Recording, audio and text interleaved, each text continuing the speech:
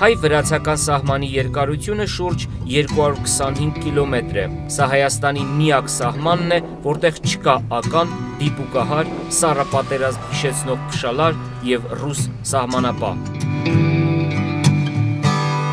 Սա բարեկամական սահման է մի քանի անցակետերով, որոնք ամեն օր հատում են հազարավոր քաղաքացիներ։ Հայաստան-Վրաստան սահմանը արևելքում սկսվում է հայ-վրաց-ադրբեջանական եռանկյունուց, Տավուշի մարզից։ Մի քանի գյուղեր հարևան Վրաստանի բնակավայրերից բաժանվում են Դեբեդ գետով։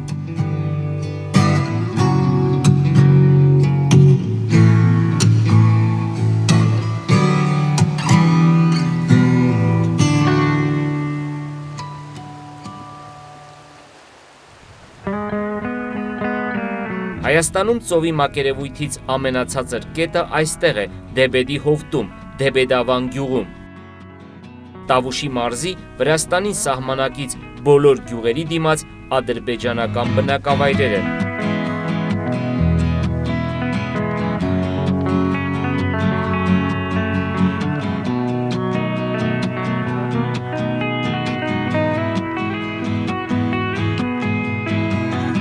Դեբեդավան գյուղում մինչև 88-ի վերջերը բնակվում էին բացառապես ադրբեջանցիներ, նրանց հեռանալուց հետո այստեղ հաստատվեցին հայեր Ադրբեջանից։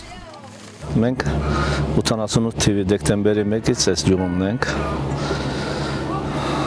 Իջևան երբ մտանք Ադրբեջանից, որոշվեց որպես գյուղացի գյուղական բնակավայր մարդիկ եք մեզ տեղափոխել այս տարածքում, քանի որ ստեղ այգեգործություններ, գյուղական աշխատանքներն էր, մեր ժողովուրդն էր ծանոթ նման կուլտուրային, գյուղի աշխատանք են, եւ այդ ձև եկանք, հիմնվեցինք, սկսեցինք աշխատանքը, այգիներ մշակեցինք, աշխատում ենք, վերջը հարմարվել ենք։ Հայ-վրացական սահմանի երկայնքով տեղաբաշխված Վրաստանի կողմից բնակավայրերը կամ ադրբեջանաբնակ են, կամ հայաբնակ։ Ունի առավելություն սահմանը վրա ապրելու, նախ մեր հարևան պետության հետ շփման մոտիկությունն ու այդ կապերը կան, երկրորդը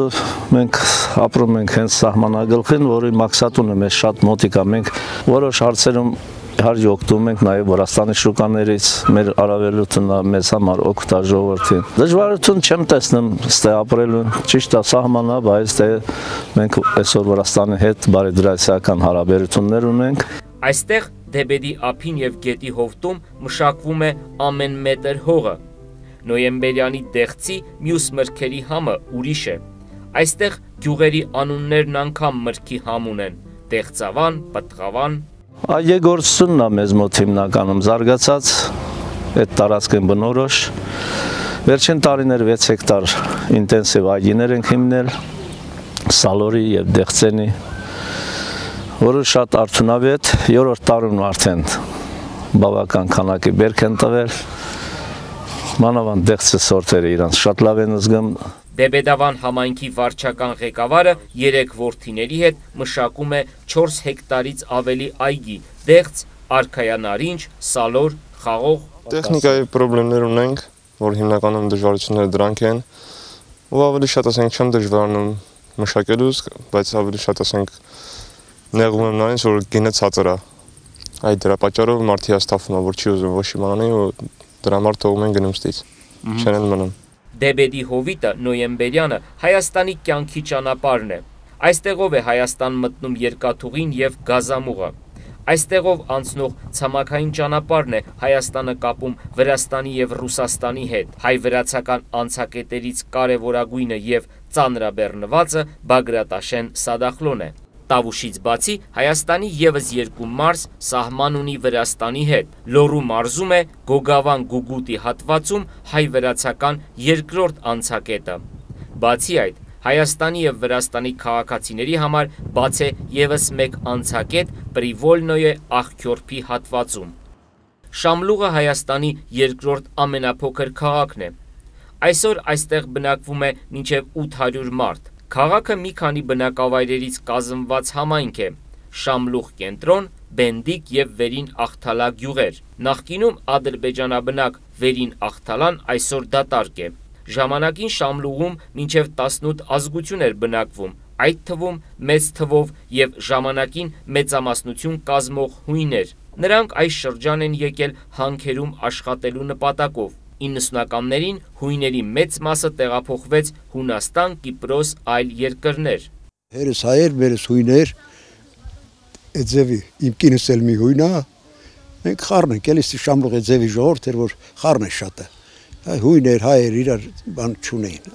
սակում են բան։ Այդ ձև էլ ապրել եք, մեծացել ստեղ, աշխատել եմ սեր շատ, փոքր վաղտից աշխատել եմ, գնացել եմ խոպաններն էլ, հանքում չեմ ուզեցել աշխատեմ, հանքում որ աշխատեմ, մի մեռած կլեի, չէ եղնի, 76 տարեկան եմ։ Ալիկ Ներսիսյանը 20 տարուց ավելի Հայաստանից դուրս է բնակվել, Ուկրաինա, Կիպրոս, Հունաստան, նրա 3 որդիներից 2-ը, ինչպես շատ շամլուղեցիներ, հեռացել են հարազատ քաղաքից։ Գյուղի նմանվող այս քաղաքը ոչ միայն կորցրել է իր բնակիչների մեծ մասին, այլ ինտերնացիոնալ համը։ Հույներ ունենք, հայեր ունենք, շատ վրացի, ասետին, տոտ, լեզգի, ադրբեջանցի բաներ, դրանց էլ ունենք, շատ ժողովուրդ կար, շատ ազգային ապրում, հավերաշ ապրում են, աշխատանքից հետո գալիս ճաշա, մաշարան, լիքը բացեր գնում, խմում են, կեֆ էին անում ժողովուրդը, մեկ էլ կռվում են, բայց հետ շատ ինտերնացիոնալ ժողովուրդ էր, շատ էր ըստի, շատ ժողովուրդ էր, մի չկա, մարդ չկա, գոր չկա, սաղ փախան գնացին։ Շամլուղ ունեցել է 4500-ից 5000 բնակիչ, ուրեմն քաղաքատիպ ավանի կարգավիճակ ստացել 1938 թվականից, 95 թվականին նոր քաղաքի կոչում են տվել, ստեղծվել է հանքերի շուրջ 1770-ական թվականներից։ Սկզբում ստեղ Իրակլի թագավորն է բերել հույներ, Տրապիզյոնի նահանգի Գումուշխանա տարածքից, այնուհետև հայեր, ադրբեջանցիներ, Հայաստանի ամենաբազմազգ համայնքն է ելել, մինչև տարբեր թվեր են ասում, 16, 17, 18, մինչև մի խոսքով 16-ից 18 ազգություն ստեղվել է։ Հիմնականում, ասենք, բնակեցվել է առանձնականներից այս կողմ, Մարնեուլի, Թումանյանի, մեկ էլ նոյեմբերյանի շրջաններից է հիմնականում կազմավորվել Շամլուղը։ Այսօր նույնպես բնակչությունը հիմնականում աշխատում է հանքարդյունաբերության ոլորտում, Շամլուղի հանքերում և հարևան Աղթալայում։ Շամլուղին սահմանակից Վրաստանի բնակավայրերը գերազանցապես հայաբնակ են։ Խորհրդային ժամանակներում և անկախության առաջին տարիներին, երբ չկար սահման, այստեղի բնակավայրերը Շամլուղը, Ջիլիզան, Պրիվոլնոյեն ազատ շփվում էին և բարեկամություն անում այսօր արդեն սահմանի այն կողմում գտնվող Վրաստանի հայաբնակ գյուղերի հետ։ Հիմա կարելի ասել ոսկի չենք էլ զգում, որ սահմանում ենք ապրում, քանի որ անցակետը մեզանից 40 կիլոմետր հեռու է։ Իսկ այն ժամանակ, որ ազատ էր, ասենք սահման չկար, սահման գոյություն չուներ, շփումը ավելի ոտքով, նույնիսկ ասենք Պրդաձոր, Խոժորնի, Չանաղջի, կապը էլի կա, որովհետև ասենք բարեկամներ են, ընկերներ են, գնալ գալու կապը դա կա, բայց ասենք այնքան չի, ինչքան որ առաջ էր։ Հայ-վրացական սահմանը արևելյան կետում, Դեբեդի հովտում, ծովի մակերևույթից 370 մետր է, իսկ արևմտյան կետում Հայաստան-Թուրքիա-Վրաստան եռանկյունում շուրջ 3000 մետր։ Լոռու մարզի Տաշիրի հատվածը, որ սահմանակից է Վրաստանին, սարահարթային և լեռնային շրջան է։ Տաշիրի Վրաստանին սահմանակից 2 գյուղերում հայ կաթոլիկներ են բնակվում, դիմացը Վրաստանի ադրբեջանական գյուղեր են։ Մեծավանը Հայաստանում կաթոլիկ հայերով, ֆրանկներով բնակեցված ամենամեծ գյուղն է և Հայաստանի խոշոր գյուղերից մեկը, ավելի քան 6000 բնակիչ։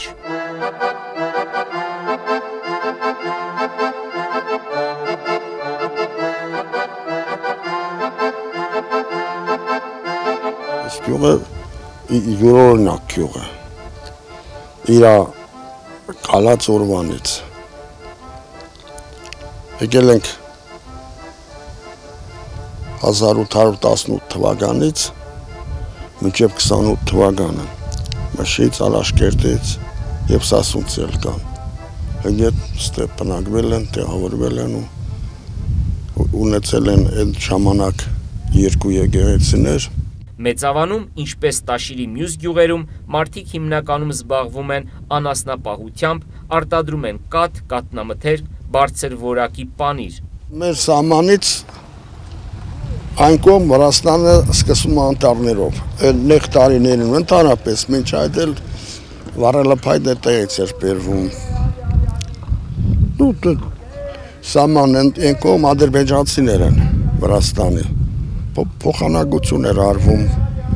ալուրը, ցորենը, նավթը, բենզինը, սալյարկա, մեզ մոտից կամ միսը, դա գյուղեր էին, արևան գյուղեր էին, ես օրինակ վատ չէի տեսնում այդ սահմանակից լինելուն, այնտեղ խնդիր չի եղել մեր համար։ Հիմա էլ ադրբեջանցիներ են ապրում այդ։ Հիմա այդ սահմանում ադրբեջանցիներ ապրում, բայց դա արդեն փակված սահման է, սահմանապահներ են հսկում, իրոք սահման է, այդ հարաբերությունները արդեն վերացված են։ Վերջին տարիներին գյուղում հաստատվել է հայ առաքելական եկեղեցին։ Գուգարած թեմը տարիներ առաջ վերանորոգել եւ վերաօծել է Սուրբ Գևորգ եկեղեցին։ Մինչ այդ վերաբացվել էր կաթոլիկների Սուրբ Հովանես եկեղեցին։ Աստղիկ Ասրյանը ամուսնու հայ առաքելական եկեղեցու քահանայի հետ այստեղ է տեղափոխվել Վանաձորից։ Հայոց եկեղեցու պատմություն է դասավանդում դպրոցում։ Բավականին հետաքրքիր, բարդ ու հաճելի աշխատանք է, այսպես ասեմ, որովհետև 2 տարի է որ մենք այստեղ ենք, Տերնեսես քահանան ծառայում է այստեղ, ծառայության է անցել որպես Սուրբ Գևորգ եկեղեցու հոգևոր հովիվ, եւ ես դասավանդում եմ թիվ 1 դպրոցում Մեծավանի։ Երեխաների համար անկեղծ ասած որևէ տարբերություն չկա, որովհետև իրենք որևէ հարց չեն տալիս, ինչու կաթոլիկ, ինչու առաքելական, հիմնականում չեն տալիս։ Բարձր դասարանների աշակերտները միգուցե մեկ-մեկ հարցնեն։ Հիմնականում կաթոլիկ ընտանիքների երեխաներ են, որտեղ գյուղը ինչքան գիտեմ մեծ մասամբ կաթոլիկներ են, չէ՞ թե ոչ։ Ուրեմն գյուղը հիմնվել է 19-րդ դարում կաթոլիկ հոգևորականների, միսիոներների կողմից, գաղթած Մուշից, Ալաշկերտից, գաղթել եկել են այստեղ եւ բնակություն են հաստատել։ Եվ բնակություն հաստատելուց հետո արդեն իրենք որպես կաթոլիկներ են, հայ կաթոլիկներ են եկել այստեղ բնակություն հաստատել 19-րդ դարում, բայց այս եկեղեցին է Սուրբ Գևորգ եկեղեցին, կոնկրետ այս եկեղեցին եւ Վեվում են Սուրբ Հովանես Մկրտիչ եկեղեցին է, թվագրվում են 4-ից 6-րդ դար։ Հենց էդի շատ սխալ արեցին, որ մեր ժողովուրդին կիսեցին իրարից։ Էնի մեր եկեղեցին էր, մեր կաթողիկը եկեղեցին, նրանք իրավունք չունեին, որ դարձնեին առաքելական։ Հետո առաքելականներն էր սխալ արին, որ եկան նստան այստեղ։ Մենք կաթողիկ էինք եղի, մեր վարդապետ կաթողիկ է եղի, թե ինչի համար եկան սրանք այստեղ բուն դրեցին, Էդի մենք չիմացանք, բայց ժողովուրդ միշտ էլ այստեղ են գալիս, մեր վարդապետներն այստեղին, 91 թվից մենք ունեցել ենք մեր կաթողիկ վարդապետներ, միշտ եկել են, միշտ գնացել, հիմա ունենք մեր վարդապետ Ներսես Գալստյան, շատ լավ, գալիս է միշտ, կիրագորեր միշտ պատարակ է անում, բոլոր տոնական, եկեղեցական տոնական օրերին ամեն ինչ պատրաստում է, ոնց որ հարկն է, ոնց որ կարգն է։ Մեծավանում քիչ չեն դեպքերը, երբ մարդը մի կիրակի պատարակի է մասնակցում կաթոլիկ եկեղեցում, մյուս կիրակին գնում է առաքելական եկեղեցի։ Ավելին, մարդը գալիս է այստեղ, կանգնած երեխաներ նույնիսկ կան, գալիս են հայ առաքելական եկեղեցու պատարակին, երգում են եկչախմբի երեխաներից կան, մասնակցում են պատարակին, ժամը 3-ին է վերևում, այսինքն կաթոլիկ եկեղեցում է լինում պատարակ, գնում են այնտեղ են մասնակցում։ Այստեղի բնակչության համար ըստ էության միջին եւ տարեցների համար միգուցե այդ տարբերությունը լինի, բայց միջին տարիքի եւ երեխաների համար որևէ էական տարբերություն չկա։ Իրենք աստվածապահ ժողովուրդ են, կրոնապահ ժողովուրդ են, իրենք Աստծուն հավատում են եւ երկու եկեղեցին իրենց սրբատեղիներն են։ Որևէ էական տարբերություն չեմ զգում ես։ Մեծավանի բնակիչների, հատկապես առաջացած տարիքով մարդկանց համար կաթոլիկությունը ինքնության շատ կարևոր մաս է։ Մենք մաքուր զդ արյունով, մաքուր ֆրանգիմ, ես մեր ժողովուրդով բոլոր, ֆրանգինք մենք։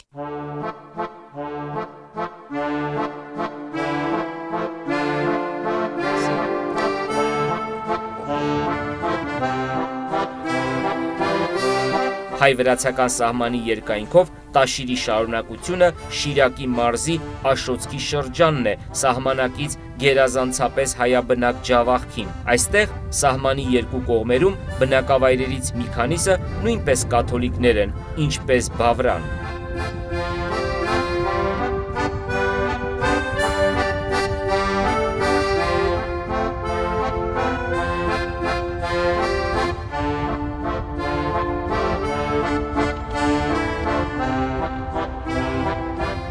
7 ամիս ցանտակ ենք։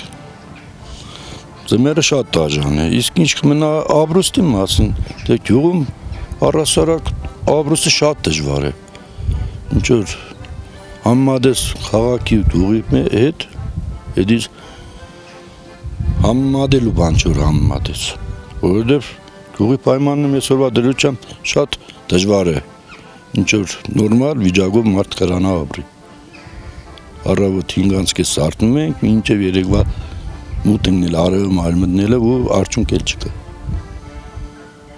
Ինչի է այդպես, ինչի։ Որը ձմերը շատ ցուրտ է, լեռնային գոտում ենք ապրում, եղանակը շատ վատ է։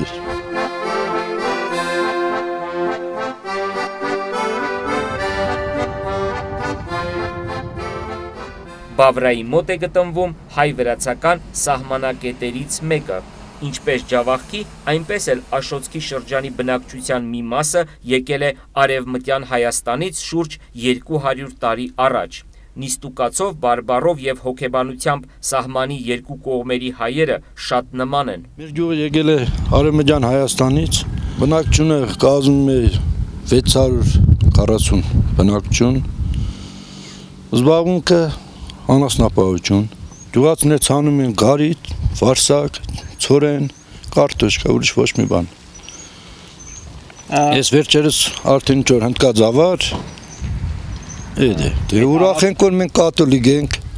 ինչ կարամ ասեմ, սիրում ենք մենք մեր ազգությունը, մենք կաթոլիկ ենք։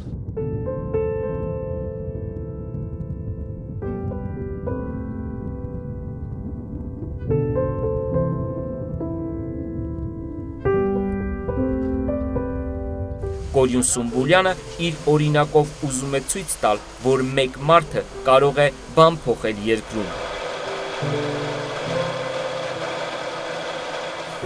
Այս տարվանից նա արդեն հնդկաձավարը վերամշակում է, փաթեթավորում եւ վաճառում։ Ներկրողները մտածելու են, որ մենք իրենց, այսպես ասած, հացն ենք կտրում, բայց ամեն դեպքում տեղում է արտադրվում եւ իրենք կարող են իրենք էլ մասնակցել գյուղատնտեսության զարգացմանը, ինչի՞ չէ։ Իրենք էլ կարող են ներդրումներ կատարել կամ ամեն մեկը մի համայնքում հասկանալով, որ համայնքն են զարգացնում եւ յուրաքանչյուր վարված հեկտար հող կամ ցանված 1 հեկտար նշանակում է մի ընտանիք պահել Հայաստանում։ Սումբուլյանը հավատում է, որ Աշոտսկի եւ Լոռվա Սարահարթում ցանվող եւ իր նորաստեղծ գործարանում մշակվող հնդկաձավարը կարևոր տեղ է զբաղեցնելու հայաստանյան շուկայում։ Որտեղ նախ համն է ուրիշ, շատ լավն է։ Երկրորդ իրենք խթանում են եւ գյուղացու այստեղ մնալը, եւ հողերի մշակումը, եւ գործարանի աշխատանքը, եւ նոր տեխնոլոգիայի կիրառումը, եւ գործարանի հզորացումը, եւ հանրապետության բյուջեի աճը, որը նաեւ փոխադարձ հետ վերադառնալու է իրենց թոշակի, նպաստի, աշխատավարձի, չգիտեմ, տարբեր կերպ։ Մենք փոքր պետություն ենք, ունենք փոքր տնտեսություն, եթե փակ ցիկլով չաշխատենք, մենք շատ արագ քանվելու ենք։ Այնպես էլ պետությունը կանգնած է շատ ծանր վիճակում, տնտեսությունը շատ ծանր վիճակում է։ Սումբուլյանի մտքում նաև Վրաստանի շուկան է։ Բավրայում գործարանը նշանակում է նաև խթանել Ջավախքում հնդկաձավարի արտադրությունը, նաև, որտեղ այնտեղ էլ նույն պայմաններն է ստեղծված հայ բնակչության համար, ովքեր ցանկություն են հող մշակել։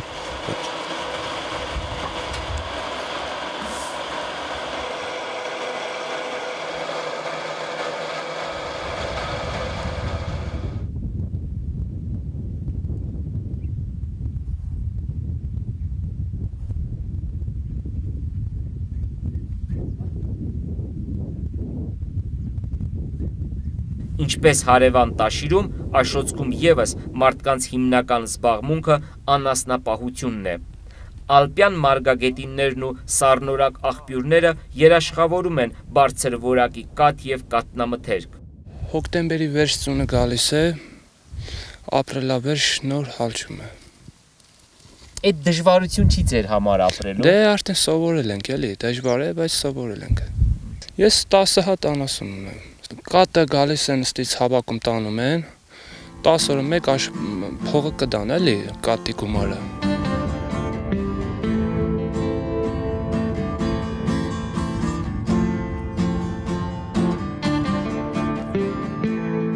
Հայ-վրացական սահմանը արևմուտքում հասնում է այն կետին, որտեղ միանում են Հայաստանը, Վրաստանը և Թուրքիան, Արփի լճի ջրամբար։